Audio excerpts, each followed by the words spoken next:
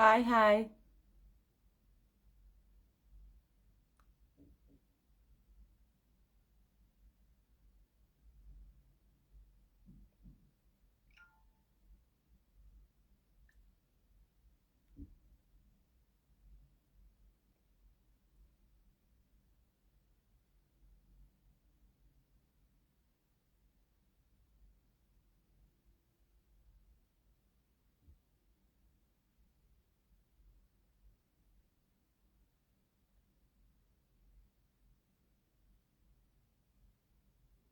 Assalamualaikum. Suma mbokk yi. Waaw, namoon naa leen yéen ñëpp. Namoon naa leen yéen ñëpp yéen ngeen maa gis nag wax dëgg neex yàlla. Ñetti doomi penn ndaar yo nelawaguloo aji fanta yow yaa tax ma def ko léet sax de pour nga dem nelaw yi waxtu bi bu la fi fekka. Non aji maa la cafa keroog yow yaa waali loolu beneen kaala beneen waxtaan la beneen débat la. oui ay asalaamaaleykum mbokk yi mag leen ay nuyu seen tur ak seen sant di leen ziar bu baax Famara nakam ndeysaan jàpp rek te bañ a bàyyi Famara mag laa nuyu bu baax a baax di leen nuyu bu baax di leen jox seen wàccuwaay fu waay mun a ne si àddina maa ngi cool Famara maa ngi cool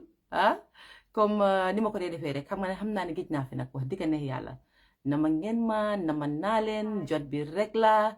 you know non ba boobu duma ko bàyyi aji celebrity nga maa la gis nag nga ne ñum ma toog di rëccax Wally Seck di waxtaan ak yow li ëpp na ma kontaan ba bëgg a dee faramaaren bi non aji isiwuloo anyway ñëw rek pour di waxtaan bu gàtt rek du nekk lu gudda sax as you can see I'm very very very tired I haven't slept for days you know xaw ma ne loolu def leen dee daal you want to sleep and you cannot sleep nga bëgg a nelaw mënuloo nelaw it's like I almost cried myself to sleep because I really wanted to sleep and I couldn't sleep for days now and I don't know why maybe so I know why but you know mooy loolu daal yes I know you guys miss me a lot araba def nii Fatsise juks na ma naa la anyway waxtaan bi du nekk lu gudda dafa nekk lu gaata rek di fàttaliwaat nit duñ fi mën a wax dara loo xam ne waxuñ ko fi woon before liñ fay waxaat si rek mooy li nga xam ne mosoon nañ koo wax before rek waaye ba tey rek li tax ma gën a génn si pour wax ko mooy suñ doom yi man su ma génnee pour wax rek xale yi ñoo dee gën a tax sax ma génn pour wax hey Mari Cham maa ne nakam si loo nekka nuyu naa la xale yi ñoo dee gën a tax sax ma génn wax because foog naa ne ñun lu bari lu ci ëpp doole mooy liñ dee def dañ ko def suñ doom yi duñ dee xalaat sax xaw ma ndax yéen a ngi maa dégg bu baax nag su fekkee yéen a ngi maa dégg bu baax rek bilaahi aji ba pare gis nga man su ma sonee nii laa dama am break su ma fii fa break bu garaaw a garaaw look at me but it's okay I look cool I still look cool mu ngoog yéen a ngi maa dégg bu baax yéen a maa dégg aji bul tëddi because du nekk live bu gaata du ma nangoo jël call sax dama ko def lu gaata rek yes jërëjëf maane waaw so lu ma doon wax mooy ñu moytu bu baax a baax parce que dama ko commencé si suma boppa ba pare daal di dugg si bu nit yi Bakary nuyu naa la li tax ma bëgg koo commencé suma boppa mooy jërëjëf aji fanta yaa ma daaxa li tax ma bëgg a commencé suma boppa def parce que daf ma dal suma noppa bi actually dafa starté si suma put bi moo doon nu métti for some time muy ma métti di ma métti may ko ignore nisi naan jëlal ginger before even people ne jëlal ginger I was taking ginger anyway may def ginger fii di def lu nekk nag si put bi pour mu wér métti bu garaaw sax xam nga may koo soxaalee daal léegi ma jékki-jékki rek toog noppa bi jël you know noppa bi commencé di métti bi suma noppa bi commencé di métti ñaari peen yi imaginal put bi mu ngee métti sa noppa bu mu ngee métti ma start di am fever and I start feeling swollen Abdou Korango kooku mooy suma goro ki nga xam ne dafa cangal guru gi ci iya gi ji jaame yoone ma guru Abdou bañ ko wala Abdou Koor bañ ko yóbbu Gambia lii beneen détail bi ñu war a wax la soo leen ma gisee ma toog fi sëyu ma rek xam leen ne Abdou Koor a tax anyway suma noppa bi di métti you know ma nekk di ko jàmbat di ko wax naan suma put baa ngi métti suma noppa baa ngi métti suma put baa ngi métti suma noppa baa ngi métti So I start telling people, few people, not a lot of people. Suma noppa bi dafa nekk di ma métti suma ko dafa nekk. So people advise me ne jëlal diwlin.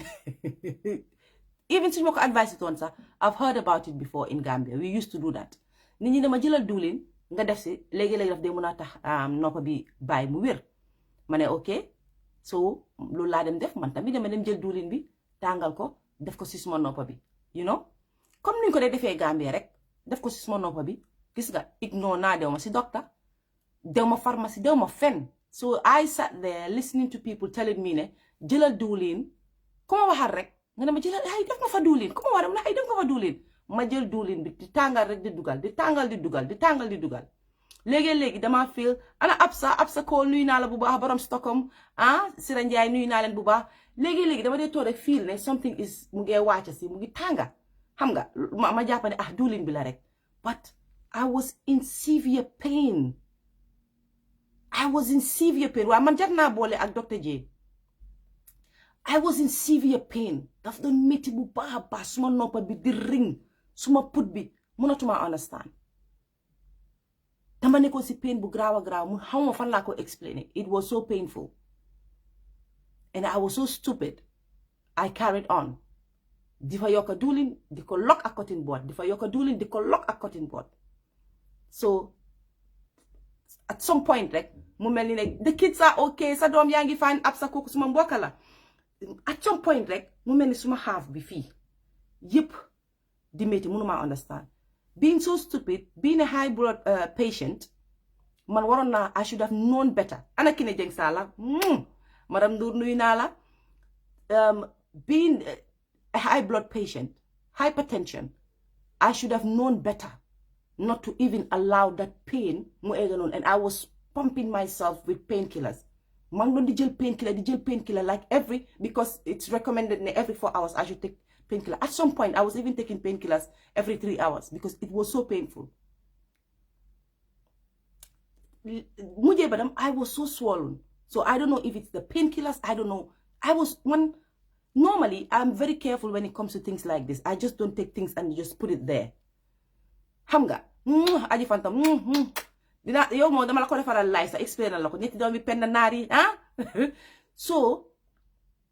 ma bi si ëppee suma mag bu góor ne ma I think you should go and see a doctor lii ëpp na parce que yaa ngi complain ne sa put bi sa noppa bi so danga war a dem gisi doctor because dafa eggoon ci stage bu nga xam ne mënumaa woon a wax bu baax so I started getting scared and still at this stage I didn't even bother to go to the hospital because I was thinking dañ ma faa teg emergency bi corona bii nii you know man dañ ma faa teg dama ragal dugg na fii génne na fële dew ma si docteur defuma dara may muñ ak yaram bu tànga boobu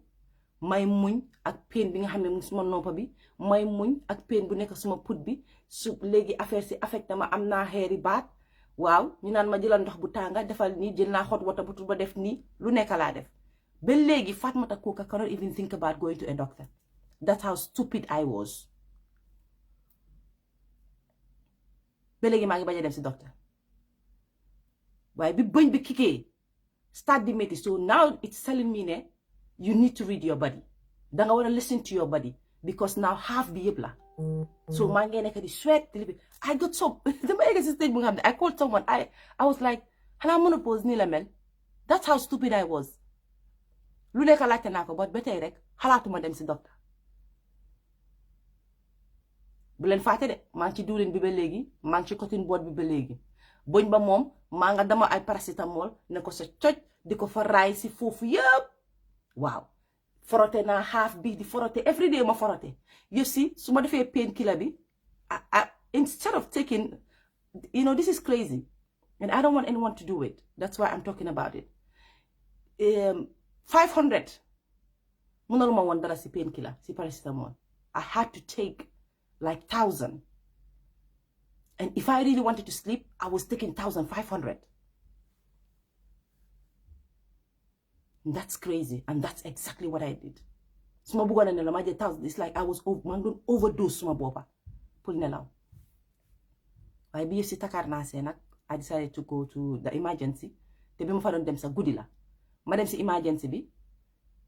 the doctor ma ne docteur bi ne ko suma put bi mooy métti because mënumaa woon a waxaati sax bu baax ma ne docteur bi ne suma put bi mooy métti ak suma noppa bi dama fa ne ma am air infection ak yooyu noonu so they did their little thing mu jël dafin bi look and then remove it and said to me okay hold on I'm coming back. I was just sitting there he went and bring something you know yéen xam ngeen lu maa wax sax seen yooyu noonu yi ñu dee dugal ci noppa mel ni amee caméra bu ndaw beeg ak amee light beeg yooyu noonu mu daal di dem ñëw check suma temperature bi jotut a xool sax beneen noppa bi de benn bi rek la xool xam na ne ñaari yëpp mu ngi métti waaye benn bi rek la xool bi ma ko ne boobu mooy gën a métti soo léegi mu dem ñëwaat indiwaat beneen dugal ko nii rek ne ma how long have you had this ma ne ko it's almost a week now mu ne ma almost a week mu ne ma 48 hours rek another 48 hours it would have been disastrous because already sa noppa bi inside is blocked. At that stage, what did they do? They rush me and then they have to put something in my ear and then suck it out. Family son ho dafa end of fata si biir dama toog jékki-jékki di nga paf bi mu génnee loolu rek mu mel ni diwlin bu ma ci doon nekk di def yëpp moo mel ni moo nekk di tuuru di siit. That's how bad it was. Yëpp ci lan maa ngi déglu ñu naan ma defal diwlin bu tànga and I remember I think when I was young they did that to me before but what I'm trying to tell you is ne I'm 100% sure ne man mag bi su ma ko mënee def ñu ngi koo def suñ doom yi ba léegi mun na am na ñoo xam ne xëy na jigoon na leen Africa ñu ngi leen ko doon def te jig na leen am na suñ yaay yu ñu daan def jig nañu ñu ngi ñu ko doon def jig nañu because xëy na ñoom xamoon nañ the amount to use waaye ñun we are opal.com we don't even know the amount to use so ñun dañoo jël rek dal di sooti parce que pain bi mu fa rek métti na rek damaa jël di sooti rek man of all people I should have known better you see this comes to tell you ne I'm only human like everybody else ana suma jëkkat ji ana Imam Jum yeah mari bi ma demee si lopitaan bi ñu def ko génnee liñ faa génne mu ne paf ma toog suma fii mu mel ni dafa am luy ron comme ndox nii bu tànga ma fiil ko ba pare jóge si loolu sax I could like honestly smell something it's like smell naa ne kon dafa mel ni dafa am lu nëb sax si suma noppa bi I can smell I'm sorry to say this I have to say this so that ngeen xam ko ngeen understand ko so xam naa ne am nañ nga xam ne they've gone deaf wala am na lu leen dal because ñu ngi toppa rek ñu ne leen ne Gambia nii lañ ko doon defee for crying out loud we are not even in Gambia anymore one yeah I had an infection Juka I had a throat infection and an ear infection and I ignored it because maa ngi toppa ne xaaral ma def fa diwlin bi toppa di ci def diwlin bi xam nga jël frotte sax suma sister in law defal na ma ko ci lu nekk def nañ ko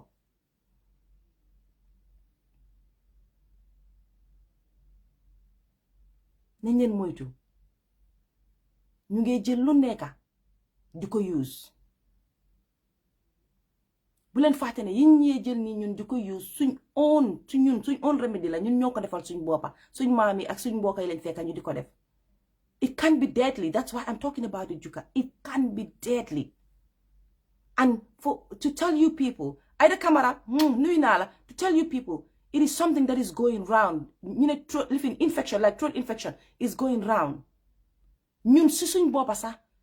after loolu noonu I come to realize that I cannot even use the same cup as people I was using benn cup ak yooyu noonu you can even give it to people that's how bad am na ñu nga xam ne jotoon naa wax ñoom si téléphone mënumaa woon a wax su may wax dafa am at some point su ma bëggoon a wax dama def nii pour téye suma baat pour ma mel ne dama lifin pain bi noonu pour mun a wax so ma ngi leen a ñaan gis ngeen seen doom yi suñ feebaree feebar bu la doom wax fii ñu nekk nii ci west bi xale yépp medical free la suñ doom yi suñ feebaree luñ busy luñ tight luñ tayal please I'm begging you take them to the hospital some of these kids growing up ñu def wala growing up dara dal na leen am na kuy try pour dugga pour call baalal ma because su ma ko jëlee si live bi nii rek audio bi daf dee dem léegi Facebook loolu lañ dee def so xaw ma kan la kii kon na ma bindal ne moom la rek naa ko call si messenger bi su ko defee moom mu su fekkee sax si bëgg a contribute bëgg ma woon a jël calls na because mu ko def lu gàtta because xam nga weekday la nit ñi dañoo dem liggéey li triga sama gën a war dafa am keneen ku ma bosi boppam so man tam ma ne xaaral ma génn wax ko rek benn yoon xam nga luñ tayal ana Sali Lamin kooku suma cousin la nuyu naa ko luñ tayal luñ bañ yi fi dem lopitaan digga ñu nekk di xalaat yi fi corona bi ak yooyu noonu yëpp nañ leen yóbbu suñ doom yi suñ feebaree nañ leen yóbbu to the right people ñu check leen mënuñoo toog foofu di wax ne xaaral dama koo bàyyi ba suba ma yóbbu ko buñ leen tam xam lu gis nga biir 9 months dafa métti soo toogee xalaat sa 9 months yooyu nga biir sa doom bi jafte bi ñu ne sooy wasin diggante dee ak dundala nga xalaat loolu yëpp nara jaral nga dem toog benn 4-5 hours yi nga xaar ak sa doom te bul jël dara di ko jox xale bi pour ne yaa ngee try pour faj ko am na ñu nga xam ne soo xamut feebari lan la bul nekk di jël ne xaaral ma jox ko lii lañ ñu daan di jox loolu moo tax ma génne si maa ngi ñaan suma mbokk yi maa ngi leen naa ñaan yéen yépp si ñi nga xam ne nag da ngeen nekk ci kër gu tasaaroo mooy ci kër gu tas jëkkër toog east jabar toog west wala da ngeen tas li ma leen naa ñaan mooy don't take it out on these kids yéen léegi seen doom yi dinañ feebar papa bi toog foofu ne du ko yóbbu parce que mere na yaay bi daf ko bàyyi yaay bi pour mu yóbbu ko yóbbu yaay bi nga bon sàggan ne duma ko yóbbu papa ma ngi am moto bàyyi ma yóbbu ko solal sa mbuba nga dan ko runkum si boosi xaalis bi yaa ko liggéey yaa ko moom jëlal uba defal loo mun su papa bi ignoré jógal nga yóbbu sa doom su yaay bi ignoré jógal nga yóbbu sa doom buñ leen def soxorante bi di ko wàcce si suñ kaw doom yi suñ doom yu bari tey feebar yi ñu ngi ëpp seen looy xam nga lu tax ñun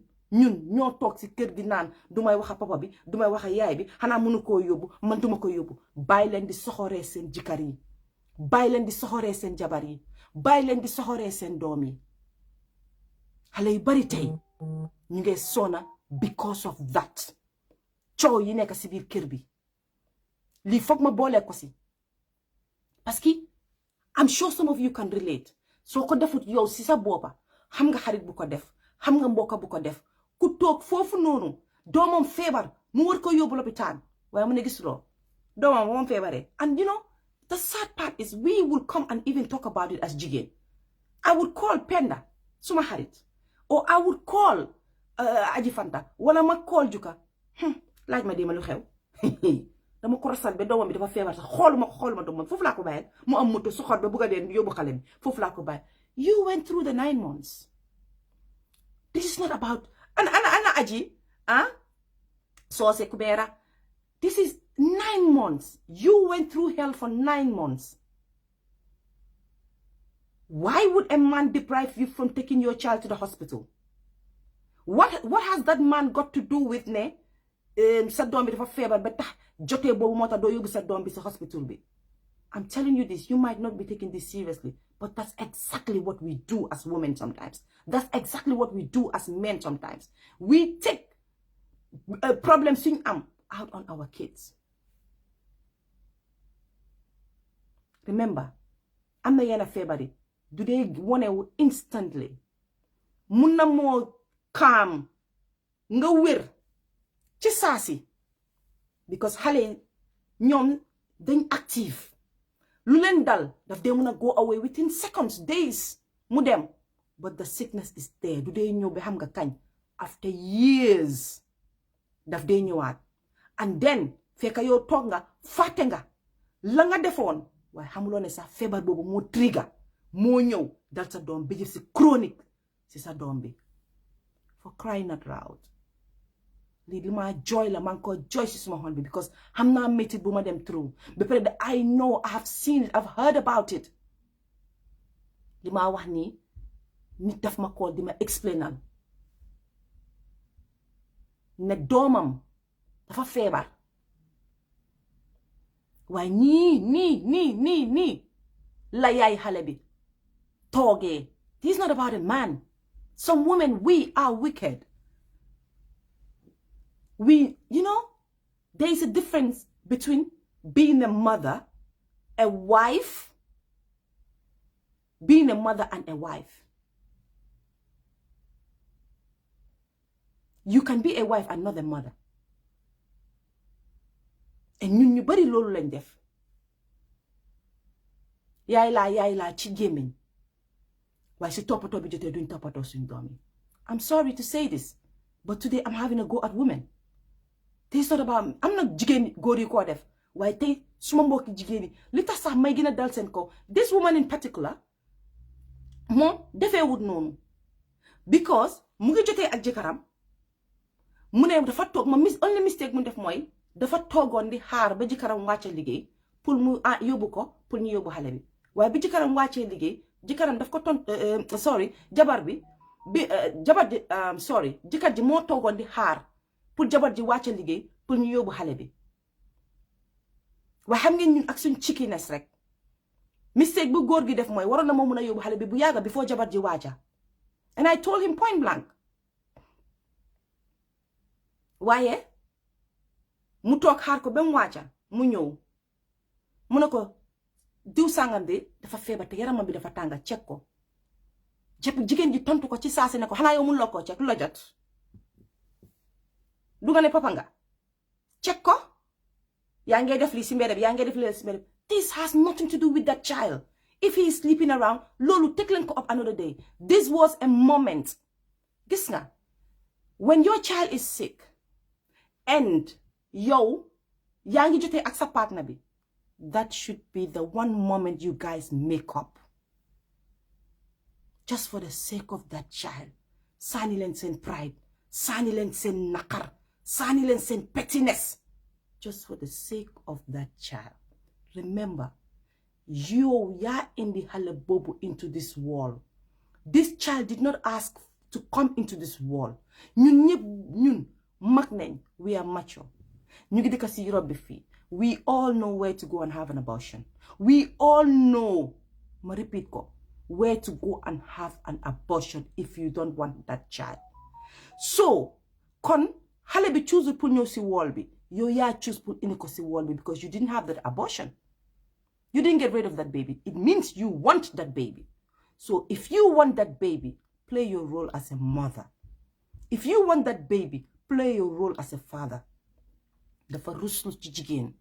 I was so ashamed of myself when this guy was explaining to me. Even though he told me point blank, yes, I did bad. I have done this to my wife. But it has nothing to do with this child. And I cannot talk to anyone about it. You're the only person I can think of pour ma ñëw wax la ko. Léegi yaay bi bañ ne du àndaa moom pour yóbbu xale bi. Imagine léegi and then he did mention ne jigéen wax na ko ne ko waaw su dee yaram bi dafa tànga jëlal garab mu ngi noonu nga jox ko xale bi mu naan ko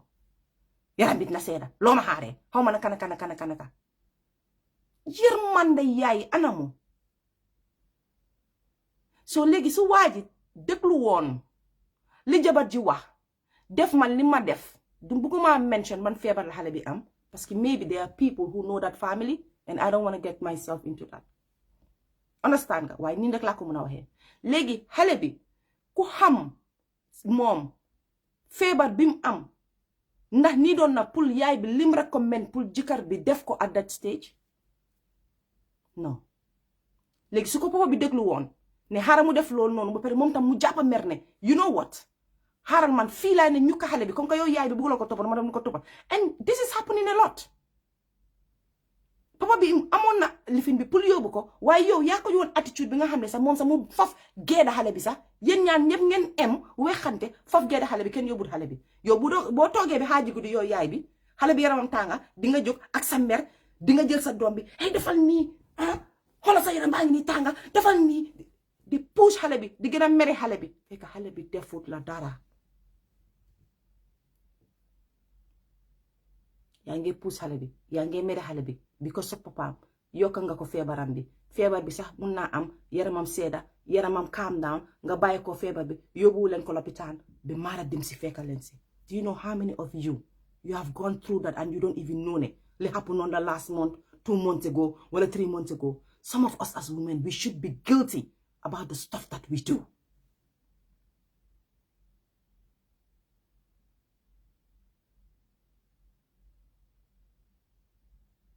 Te ñu ne kenn du ko wax. We are very quick to say ni moo bon. Góor gi lii, góor gi lele, góor gi lii, góor gi lele. But for crying out loud, suñ doom la. Don't think about that góor at that moment. Don't think about Faji Africa at that moment. Take this poor child to the hospital. I am glad that the dad did that, and the little girl was diagnosed. I'm not gonna mention what she was diagnosed. Legi lan moo des gàcce, and I'm 100% sure ne jigéen baa nga fa toog ak angam ba léegi.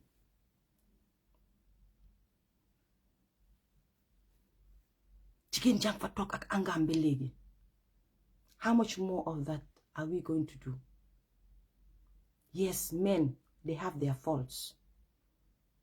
Dañ dee def seen ay affaire su ñu defee nag daf dee métti. Fatou nuyu naa la bu baax a baax.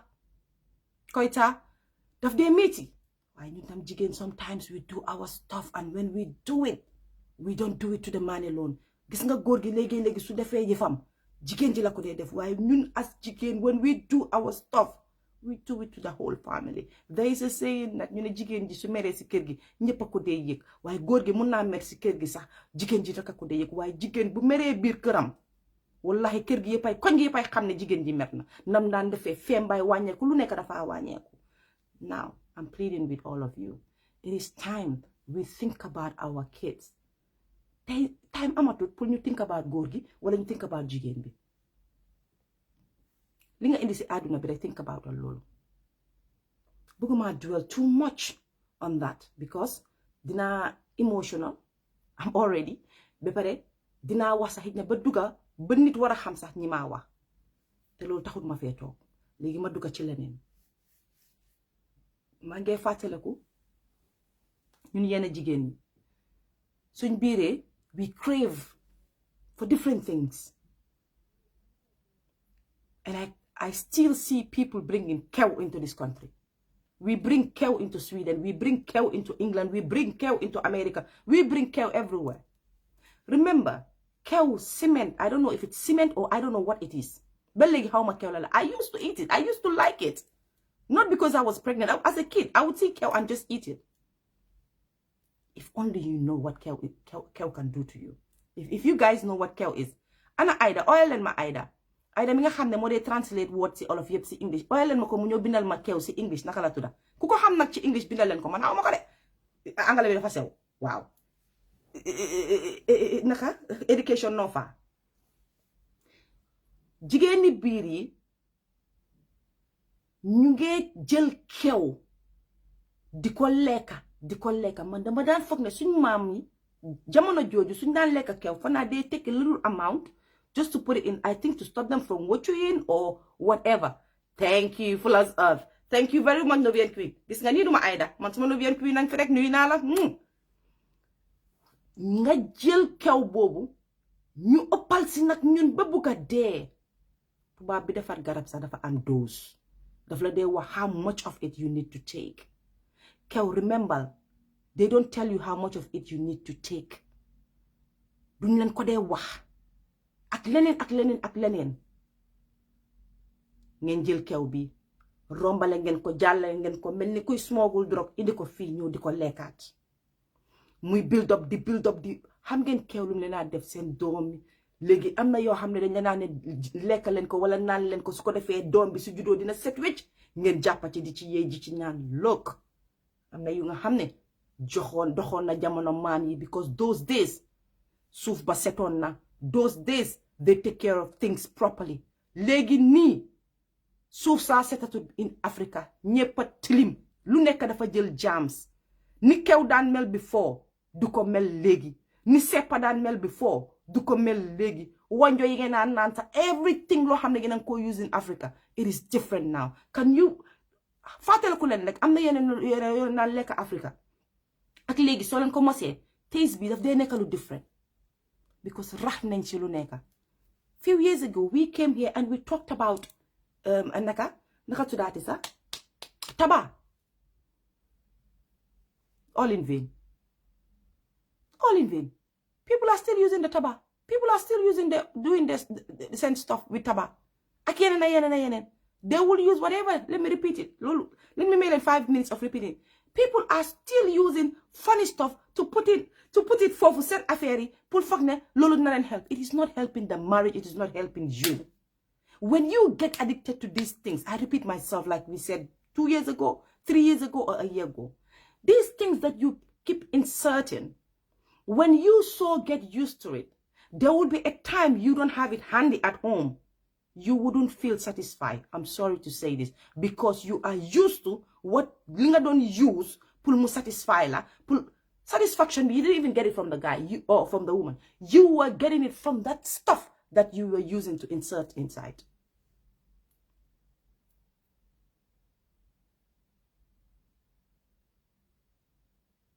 So the maybe you are out of stock. You will start complaining. Gorgi munut. You will start complaining. Yang magan, yang mali. You will start complaining about everything during the time that you should be enjoying yourself with your partner. All in the name of Madelo Watsi. Ni len ko dan use Africa. Ne len ko use. Ni ñolo ko eda. Ni ñolo ko advice. Please, for crying out loud. Ma waxat ko. Yep amut njëriñ.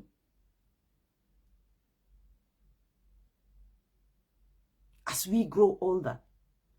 every part of our body grows old with us, including what we have between our legs. Thank you, Juga. There are other ways we am na lu bari li mëna def pour neexal kër bi.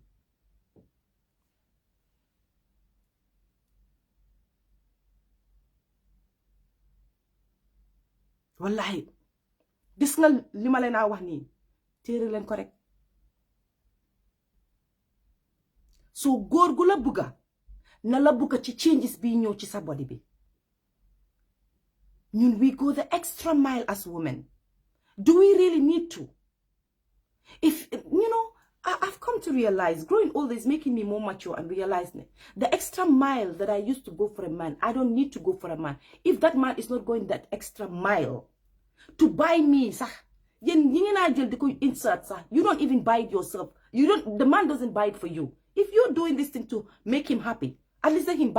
him buy it for you. So that when you're sick, dina muna dem pull kiola.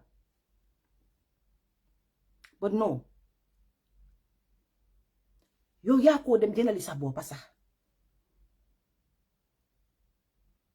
Nga ne da nga romantic lu nobatu nonu daw dem jëndi sa yifi affaire fame. No, go with him to the shop. Show him what you want to buy. Let him buy it because both of you are going to enjoy it. He should equally contribute to what you are going to use to make both of you happy. If not, well, do contribute. But no. Nyun, because of we call this fame, we will go out of our way buying all these things. Just, Ninalan, we're trying to make you happy. You're not making him happy alone. The happiness is both. But people are still using this tobacco, using this pleasure, whatever, using this gel, using this and that. For those of you who have been using it for years, you know what I'm talking about. It's not only the tobacco. If you have been using things for years, trust me, honey, you know it. Without it, you don't function. So then halatat suñ bop bu baaxa baax te bayyi ñoo jël ni diko def diko jëfandikoo di yaxal suñu bop parce que gis nga bu yagge yow as a woman, you know, mangé sa ca film bi légui duko fena fu sensitive tuti. Yow bu yagge as a woman, all of these things that you are using to try to make this guy happy, if you don't want to use it anymore, xam nga lu la dal si, and then dryness will come, leneen will come, you know, then xam nga lan mo la dal si. That's why he goes and cheat. That's why he go and cheat. Because he will feel ne munatulo dara neexatut du kana fi gën fele fekk du lolu. give him what you have. If that's you, this is you, naturally you. Ni nga mel. Nola la ci bukke ca ngoro ba. Ngeen sey si, continue ko noonu. Don't go the extra mile trying to please this person. It's not worth it.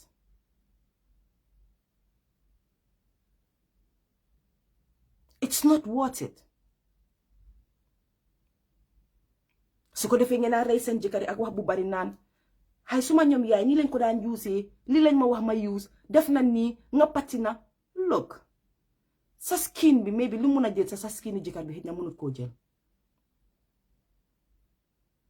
Sa skini jëkkër bi lu mun a jël xëy na yow sa skin bi mun ko. Do we think about these things? No, we don't.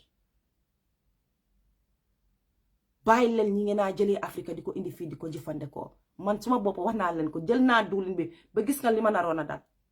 fii ngeen doon di toogi rek may def live ma naan leen nit call ma naan ko fekk mu ma naan ne pare naa jeex na di léegi xaaral ma teg ma ne ko billaahi wax nga dëgg waay ay waay waxati nga dëgg waay fekk noppa bi dem na booy wax ak man boo taxawee wut nii duma la dégg yëpp ci ay lan jëla diwlin nga. amoon leen fi jamono ngeen naan poobar ngeen seen jëkkër yi ba sona tegul leen si kër gi poobar bi tegul leen fa tabaa bi tegul leen fa cuuraay gi tegul leen fa dara tegul leen fa. You cannot be doing all of this nonsense and still will not keep that man happy. Doo ko wax bu ne. You know, the mentality that we have, we think the performance in the bedroom, that's the only way you can keep a man. No, you're making a big mistake. Some men, that will not keep them. No, so call it on the ma home feel like daanu ma dee. So call it on ma dee. No, foog ma yëngal la no jukes no. Waa Fatmata defal show nga invite ma ñëw toog ñu waxtaan waxi feminine energy. Kay dafa jot ndeysaan. Waaw because am nga lan la dama ko seetluwaat ko loolu la dama bëgg a jigéen ñi ñu understand ne loolu mooy secret bi. boo ko seetee suñ yaay yi woo si suñ maam yi woo ñun ñu ne ñii sëy sa xarit yi ñi nga xam ne ñu ngi am happy marriage understand nga jarul sax nga dem si book yi si internet bi di google dis yow xoolal rek sa family ak sa friends yi rek ñena nekk si good and a happy relationship lan lañ dee def ñoom ñëpp feminine energy lañ am ñu xam ko xamuñ ko feminine energy nag ñu wax ne ok léegi tubaab bi dañ ko research ñëw waxee tur ne feminine energy la waaye feminine energy mooy femme mooy nga jigéeni nga jongee yooyu yëpp feminine energy la tudda understand so si man wax bi dem ñëw yëpp jël ay tabaa jël bagage yi dem sëriñtu yi yëpp dañ lañ ko tegee boor the only way to a man's heart man suma gis-gis mooy feminine energy gis na jigéen bu ko use loo bugga si góor ak fan loo bugga danga koo am si góor man maa lañ fenal fen bi tey feminine energy dafa bokk ci wax bu neex bi rek communication is very important is part of it loolu la di waaye yooyu feminine energy la yooyu feminine energy la di def di tey man comme man ni su ma ñëwee Facebook ni maa pelpele loolu di feminine energy de because maa ngi wee beneen xaat su ma ñëwee waaye bu ma toogee dégga su ma buggee use feminine energy dangaa tey dangaa def ndanka dangaa sedda dangaa wax ndanka understand nga dangaa wax bu neex looy wax balaa nga ko wax danga ko seegaat ko wax ko borom understand yooyu yëpp si biir feminine energy la nekk xoolal am na benn kii xaw ma kan moo ko doon explain si li mu ne dafa demoon si village bi jigéen bi dem di teeru jëkkëram jëkkër bi ñëw jigéen bi daw génna foog naa def mu ne dañ ko doon later or something jigéen ji daw génna si biti di teeru jëkkër bi suka kontaan dëgg la man kenn moo fi gis nag mooy suka waxuma bi benn jigéen ku nekk si Europe bi mooy suka waaye li ma explain mooy it's the energy right waaye ñun loolu lañ xamul kooku energy la moo use mu ngi welcome góor bi ak open arms mu ngi warm to the guy right so being warm to your guy when he comes in loolu daf koy invite mu come in moom tamit understand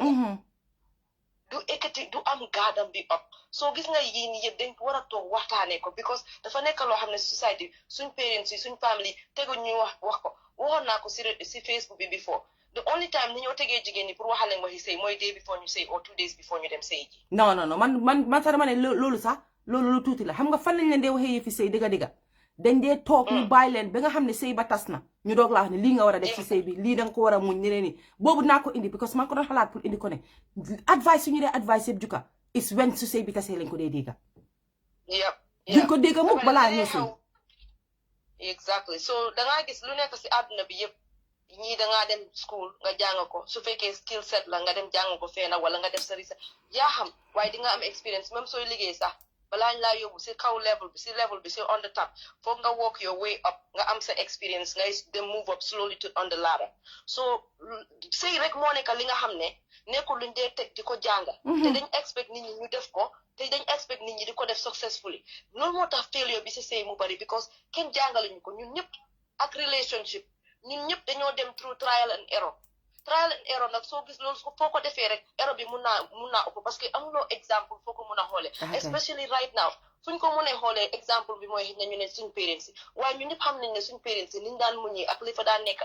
dynamics bi dafa change dafa different so right now ñun ñu nekk si west bi foog ñu seet ñi nga xam ne waxuma nag ñu bëggut a sëy ak ñu bëggut a toog si relationship bu neex parce que yooyu moom ban waxuma si lu waaye képp koo xam ne yaa ngi xalaat pour ne yow da nga bëgg a ne xalaat sa sëy wala da nga bëgg a sëy wala da nga bëgg a nekk si relationship boo xam ne dafa neex there is no way benn relationship mu am ñaari góor takkatu bay déedéet kay I totally agree ni ngeen baala ma si wax bi même gay relationship bi sax dafa am koo xam ne mooy gën a masculine kenn ki gën a féminine loolu yàlla moo ñu ko teg lu nekk dafa def left ak right lu ñuul ak lu weex understand nga dafa am opposite so loolu mooy daaykaane bi ñun góor ak jigéen moo am so foog góor bi mu nekk góor si kër gi foog ñu alaa góor ñu nekk góor jigéen ñu nekk jigéen waaye unfortunately ni ñoo liggéeyee di génn di dem daan suñ doole yi loolu daf ñu def ñu ñëpp ñu am masculine energy wee dañ ñu bugg a koo gëm wala bugguñ koo gëm waaye am na ñoo xam ne naturally yàlla daf lañ may feminine energy waaye after suñu nekkee si àdduna bi di busy di liggéey di daw di daanu amee ay doom di toppatoo njaboot gi yooyu yëpp after a while daf la di def nga hard that you have a hard shell understand so everything about us becomes like rough on the edges so dangaa gis góor yi suñ ñëwee même su fekkee ne bëgg nañoo nekk ak yow si relationship bu ne sax meetu lañ softness bi nga xam ne moom nga lañ mayoon biñ laa doxaan amatu fa so loolu moo tax te man dama foog ne jigéen dëgg la mën nañoo wax ne góor itam nii nangam waaye dama foog ne jigéen moo gën a powerful góor in what sense jigéen lu mu bugg a am na lu mu ko bun a defee rek si këram googu dina neex dama teg fii wax bi waaye yow dinañ waxaat si wax bi non suñ paree jëlante si suuf parce que li dafa important nit ñaa ngi ci am interest ne dañ ko war a ñëw waxtaanee ko te jox naa la rendez-vous nag léegi nag yow ci yow la des man am available yow soo paree rek pare naa jox naa la rendez-vous te maa ngi la ko wax bul wax docteur Jee li ma def ci diwlin gi bu ko wax Jee de man dama daan dégg garlic oil wala garlic wala nga jël loolu dama because xam nga garlic obviously dafa am antibacteria right dafa like naka lañ ko defee comme antibiotics la right dafa def day génn waa so loolu mun naa wax ne okay maybe that's why ñu ne garlic right but even loolu sax so am na foo dee toolu foog nga dem lopitaan man last year or maybe the beginning of this year te doon naa lopitaan it was really bad and it was the same situation why it was something different dama amoon what is it called again obstruction so maa ngi nekkoon di ci ma foog ne dama am food poisoning understand nga waaye lu ma lekk mu génn ndekete man suma butit bi dama am obstruction because dama amoon surgery fibroids so after waaye bi ma demee si emergency room guddi laa dem si emergency room comme yow dama wax suma boppam ma ne lii su ma wucci waatee one more time because 2 days maa ngi wuccu ma ne su amatee one more time damaa dem si lopitaan bi ma eegee gars yi li ñu ma wax mooy dañoo def emergency surgery ñu ne ma soo fi ñëwutoon guddi bii yow kenn yaa dëkk mënoon ngaa dee sa biir kër te kenn du ko xam billaay kenn du xam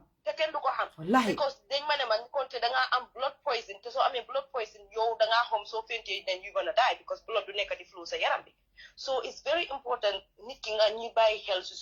suñ ñun même su fekkee ne nekkuñ di wax ak docteur or anything man jéelaa nekkoon di call the whole time so after finally mu ne ma ok si continuer di xew foog nga dem si emergency room bi parce que waaye defal lii bi moo waxee nag li ma def ma lekkaat banana one more time rek ma wutuwaat si guddi googu laa dem si emergency room bi they were gonna do an emergency surgery I was on a catheter they had a catheter in me and they had what is it called the tube in my mouth for 5 days you see I was laying in the hospital, not eating, nothing. I just surrendered to God and asked Him to just help me. but it was very devastating. It was scary. So loolu moo tax ñun ñëpp foog ñu take care of our health if things. Well, anyway, wax bi xaaral ma bàyyi la. No. Thank you very much. kontaan nañ trop nga indi loolu because li yëpp loolu moo ñu tax a jóg pour nit ñi xam loolu noonu ñu jàng si xam li ñu war a def. Thank you so much Juka appreciate naa ko thank you so much kooku Juka Cissé la woon war every day ma ne moom kii mooy suma favorite Cissé sister si kii ëllëg ma ne kii ma ne bu ma kenn rey Amy mooy suma favorite bi xam nga so jërëjëf Juka si ñëw bi parce que lii yëpp we're just trying to educate each other here because man suma boppa dama feel so moo tax ma mun a ñëw toog waxtaanee ko you know ma delluwaat si rek xam naa ne moom live bi léegi tey ma en ko ma delluwaat si rek di leen ko ñaanaat buñ leen toppa liñ daan di toppa Africa ba léegi surtout ma yéen mi fi dëkk over 10-15 years seen yaram bi génn na ci malaria génn na ci lu baree bari système ba ngeen amoon Africa amatul leen ko ñu système ngeen am so make good use of your doctors lu docteur seer war na laa jaral lii moo tax dinaa fi ñëw ñu wax beneen thème li tax savings mu baax rainy days ñun soo gisee ñun anga bi nekk ci ñun wala pettiness bi nekk ci ñun dara waralu ko waaye ñun ñooy suñ nooni boppa dañ dee toog ba ñu fail ñun and we start being angry with everybody because we cannot provide or we things are just not there. So we blame the whole world for our failure. And when you start blaming the whole world for your failure, right, you'll find it very hard or very difficult to pick up from where you are. Loolu naa ko indi beneen yoon war nañ coo mën a ñëw waxtaan waaye nga la di jégaluwaat rek su fekkee waxee naa ko noo xam ne raytut nañ leen moytu yi ñu day wax ne defal nii jigéen sax dina nekk ci mbaaxam ñu naan ne jox ko ndox bu tànga jox ko ndox defar ko lii defar ko lële defaraat ko lii nangam sangam pain yi leen dee dal léegi sometimes I think ne I'm not that educated as you some of you so yéen with your education yëpp dafa am foo leen dee félee sometimes all you need to do is go demal ci internet bi wala nga dem di stop sa doctor bi di ko laaj questions you do jeex read about things this period pain yiñ dee sofa nii ñeneen ñi si ñun not all yiñ dee sona nii dara nekku si mooy pain bi soo gisee pain bi gën a métti du dara is because you are sitting on the same blood for the longest time ever. You don't go and change your pad. You don't go and clean up. Gis nga clot fu mu toog xoolee ko rek si sa yaram nga gaañu woon pour mu am blood clot daf dee yokka métit bi so noonu nga war a xamee ne soo gis sa mbaax soo regularly di cegut sa bopp di wicc di change mën nga see jëlee infection pain bu métti sa jur sax mun na moo nekk problème waaye foofu ngeen naa toog naan suma doom bi mu ngi mbaax man ba ma nekkee xale ndox bu tàngal lañ ma daan jox ba ma nekkee xale dañ ma daan jëlee xot watu bi tegal ma ko fii bañ ma defee lii dañ ma dee defal lële wala nga jël pain killer di ko jox sa doom bi pain killer is very addictive you get addicted to it dina am stage bu nga xam ne it will munul du la njëriñ dara waaye ñun duñ dee gestu yi yëpp xoolaat ko bu baax waaye ñu ngi fi rek ñu ne xooyalal ko lii jambal ko lii jox ko lii baax na ci de man defoon naa ko ba ma ko defee dee def ma bàyyi sala ma bàyyee ba saa si yàlla tey ana lañu daan di wax ne soo amee doom rek sa mbaax métit bi dina jeex ñun ñu bari am nañ fi doom tey teel a suñ mbaax gën a métti lii yëpp maa ngi indiwaat ci lañu daan di wax ñu di ko jëfandikoo bu leen fàtte ne ñun ba ñooy ndaw suñu maam yi di ñu jox wala suñu yaay yi di ñu jox ñooñu xam nañ dose bi fan la waroon a am xam nañ amount bi ñu waroon a jox waaye ñun we were so sagan growing up we did not check when they were giving us that how much we have to take ak liñ warut a jël so ñun ñooy ñëw defal suñ ko si boppa yokka dose ba def ko di jaqa sa jamba di ko jël di ko jox suñu doom yi wala ñu jël ko di ko jëfandikoo muy dajaloo ci benn boot ci suñ biir yi mu ñoo gën a sonal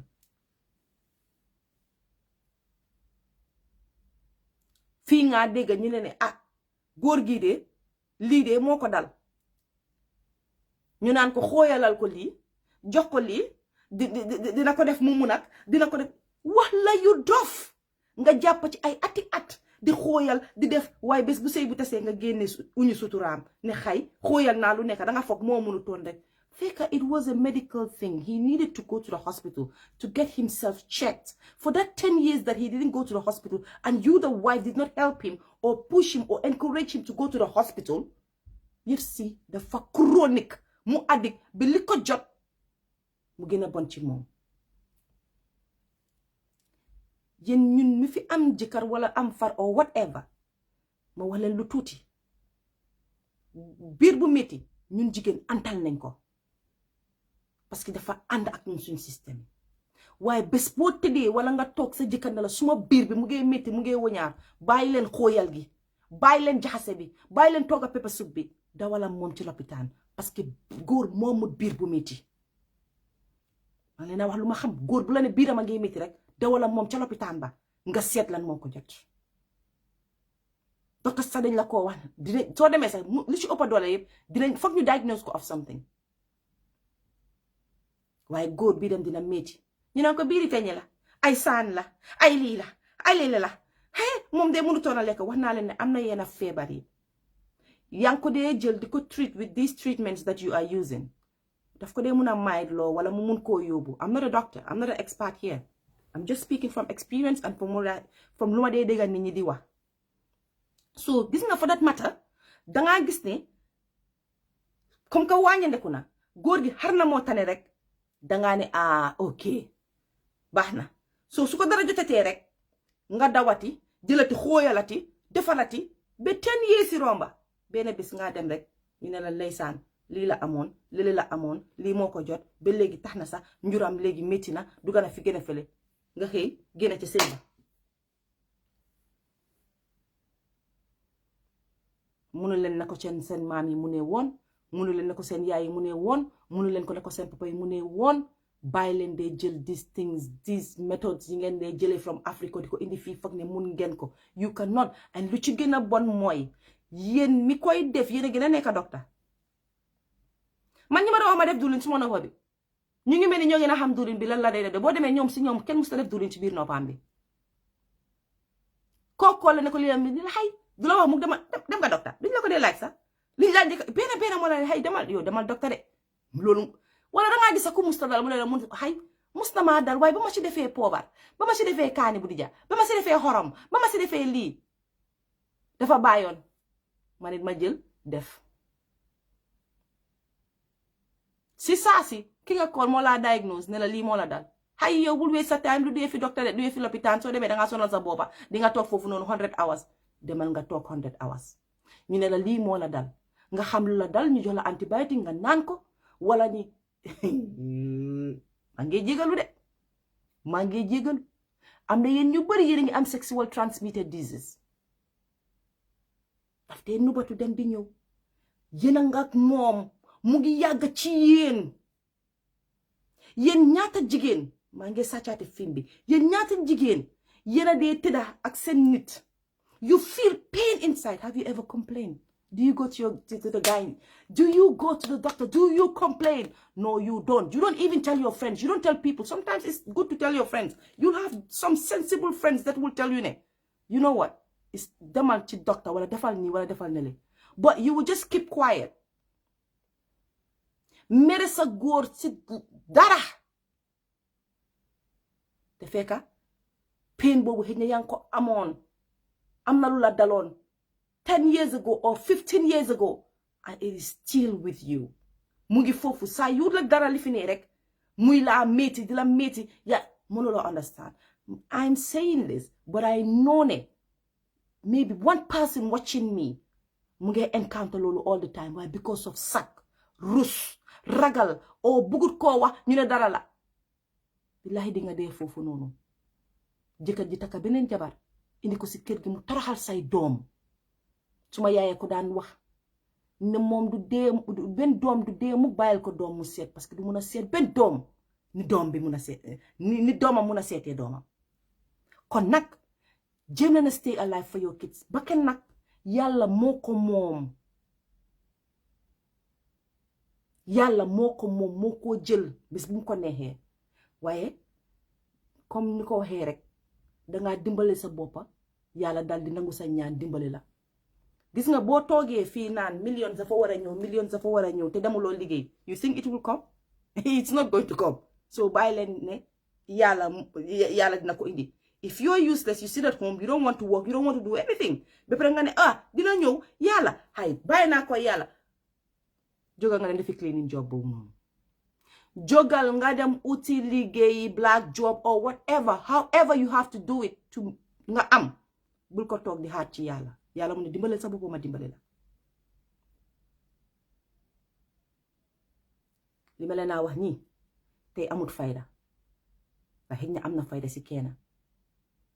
bàyyi leen yëfi Afrika yi ngeen a jël di ko jëfandikoo yëfi maam yi ngeen ko jël di ko jëfandikoo am na yu nga xam ne wallahi waxuma ne bu kenn def fi maam yi de am na yuy dox ba léegi waaye def leen ko ñu leen ko dee waxee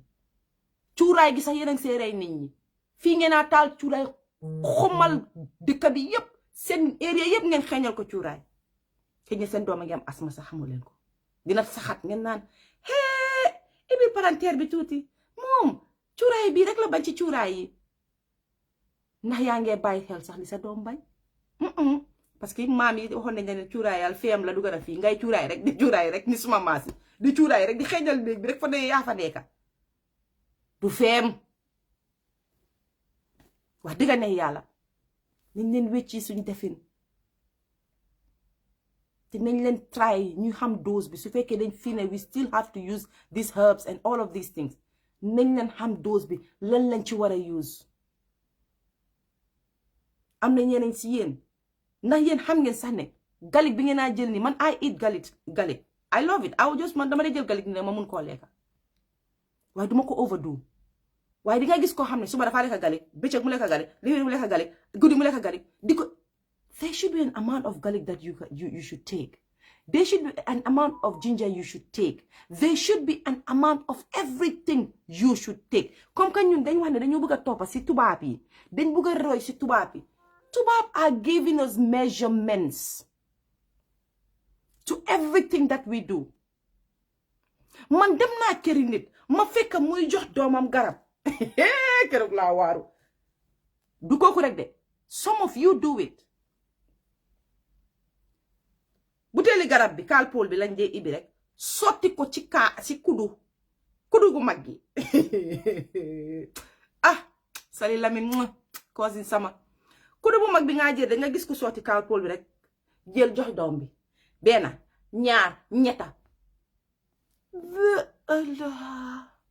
kalpool bi di ko lañ la fa kudu pour measurement bi ak age bi how many of you read da ngeen dee read age bi lan leen wax ne measurement bi nga war a jox xale bi and how many hours but no because of dañ tayal dem hospital because we are very lazy as women sometimes we will just take the couple ma ne naanal waay ni nga ragal garab I even do it to Venus naanal waay ni nga ragal garab naanal garab bi dina teneloo you should know the correct dose so soo ko xoolee foofu kon yow garab yi nga jox ni indi la ko fii pour nga naan war nga xam ne danga war a xam dose bi yéen ñaata si yéen leen jox tabaay yi wala seepa yi wala xob yi nii indi leen ko ngeen laajte waat ne how much laa ci war a naan doo leen ko laajte mu danga naa jël rek di golo di ko naan rek waaye sëriñ bu leen fi jox saafara xam nga foog ma ñaawal leen sëriñ bu leen jox saafara ngeen ko laaj ko pajum imaam jum waa saafara bi egsi na nga ne ñaata sangu 7 waaw waa 7 sangu waa am naa ci 7 gis naa fa number 7 yaa ko fa mi maa ngi wax de xëy na dama de am saafara yi mel noonu de imaam jum waaw 7 days laa ko war a sangoo waaw fan laa ko war a sangoo si biti imam ñun nag fii si biti pour dem sango ko na métti de waaye bul woori suma balcon bi lay taxaw sango ko ñi ngi naa koolee sëriñ boobu di ko laaj saafara imam Jumkay di ko laaj saafara bi naka ngeen ko war a sango naka la ko war a naanee sa jëkkër naka la ko war a naanee naka nga ko war a bisee si kër bi ak li nga def ni yëpp ni nga koolee sëriñ bi bu laaj ko loolu why can't you call your doctor to ask if you don't know about something? Why can't you call your doctor to ask? Why don't you call sa mbokk yi Gambia su fekkee yónnee dara loo xam ne mu ngi laa dimbale ci faju ji pour nga laaj leen man I'm very grateful. I have a sister Marie Koka maa ngi ko gërëm di ko santa. Marie is so concerned about my high blood but Marie will never give me something from Africa te waxut ma naka laa ko dee war a sis bu si opal de nii la ma ko dee wooyee carrément xob bii nii soo xobi limon bi comme xobi limon bi mu ne soo ko naanee daf la dee mun a wàññil lii wàññil la lële waaye bul si opal de sis naanal benn nga seet su workee with a system. I love my sister to death. She would tell me point blank su demee ak sa sister bi continue ko sa système bi continue ko su demul ak sa système bi bul ko continuer parce que mun naa am galik bi will jig you and it will not jig me. Mun naa am lii jig lii temuli. That's how it should be. waaye déedéet ñun lu ñu interest rek liñ fiil ne mun nañ fee fasee nit rek ñun booboo ñu interest waaye wér bu yaram bi duñ koy faale wuñ ci dara akamaa yërëm suñ boppa. Anyways guys lii laa génne si woon rek pour waxtaan ko te foog naa waxtaan naa ko appreciate Juka Cissé li ñu duggee après appreciate seen comments yi because you guys are yéen a ngay def comments yu nga xam ne very positive nit ñi tam liñ dee jàng si comments duñ dee jàng rek si ñun lu nga xam ne ñun moom lañ dee ñëw toog fii di ko wax dañ dee jëlee tamit ci comments yi ak yooyu noonu. well xaw ma nag bëgguma fee diggee waat saa yu nekk ma digle ne dinaa ñëwaat su nañ leen ko defee nii rek saa yu ma fiilee pour ñëw rek dinaa dal di bind rek ne I'm coming in 15 minutes or I'm coming in 20 minutes rek xam nga suma affaire su ma ñëw rek naa spice things up rek ma dem suma yoon waaye nañ leen moytu rek te nañ leen bàyyi li nga xam ne ñu koo daal rek nañ jëlal li look dëkk tubaab lañ nekk yóbbu leen seen doom yi even in Africa you cannot just keep using this stuff ngeen koo jox seen doom yi di lor seen doom yi ñun ñu ngi fii we fight ne suñu health system bi baaxut bi Gambia ak yooyu noonu but let's take responsibility. We have a very poor health system. We add to it. Let's take responsibility. Nañ nangu ne in as much as the government is failing us every day ñu seen wax duma koy wax is failing us every day as parents let's take responsibility. wax nu ma leen ko waxee woon ci beginning bi benn xaleel bàyyi la ba nga tëdd ak xaaji guddi mu ñëw ne la ne yaa booy dama bëgg a juddu ombal man ma nekk sa biir bi musuñoo am loolu. We bring them into this world so we need to take care of them. It is our responsibility. No amount of tongo jëkkër no amount of tongo jabar war nañoo jaral ñu bàyyi suñ doomi ñuy sofa su ëllëgee wax bi su baree wallahi di ngeen jooy seen biir xol yi ne yéen nay seen problème waaye du jëkkër ja wala du jabar ba yow mii yaay sa problème yow parce que yaa bàyyi sa doom mu egga si stage bi nga xam ne tey waru faa woon a egga am na ñu nga xam ne dañ judduwaale ak seen feebari ñooñu taxul may wax ñi tax may wax mooy négligence sàggan ba tax xale boobu am li nga xam ne tey waru koo woon a am yëpp ci turi lan suma jëkkër dafa bon yëpp ci turi lan suma jabar dafa bon so maa ngi ñaan suma mbokki jigéen ñi comme ni ko juka waxee néeg bi ñun ñoo ko moom kër gi ñun ñoo ko moom gis nga jamono yooyu Europe rek ngaa gis nga tas sëy góor gi di la fight because xam na ne mu ngi laa fight ci lan child benefit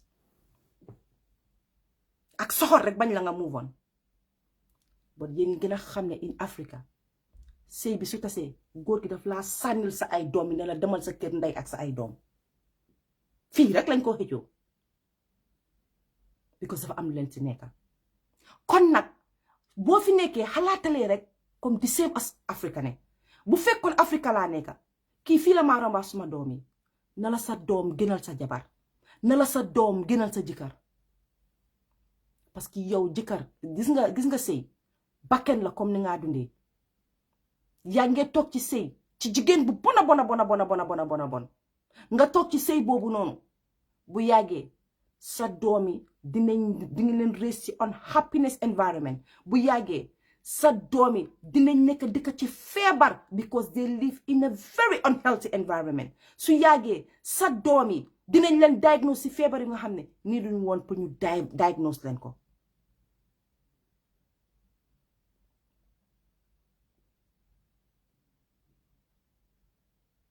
nii du loo toog ak jigéen bu mel noonu nii du loo toog ak góor bu mel noonu sa doomi should be your priority gis nga doom yooyu àdduna du tukki du sori mukk ki jur sa doom yu mag yi du mun a am kenn ku moo indi wàcc àddina kuy mag sa doom yooyu noonu olof laa leen wax de ki jur sa doom yu mag yi sa papi doom yi soo amee sa doom yëpp benn sa papi doom yi du su fekkee yaa ko ka jural doom mënuta amati fen doom kuy mag doom yi nga am waaye nag mun na sëy feneen jur fa ay doom yobit mun nga sëy feneen jur fa ay doom kon nag doom yooyu sa responsibility leen yaa war a toppatoo sa doom yooyu noonu foofu dama fa dëgëral dëgg parce que ñun ñu bari including myself sofa nañ loolu noonu our kids always pay the price su kër gi naxaree fii laa mën a emal waxtaan bi nag kon nag ba beneen yoon jërëjëf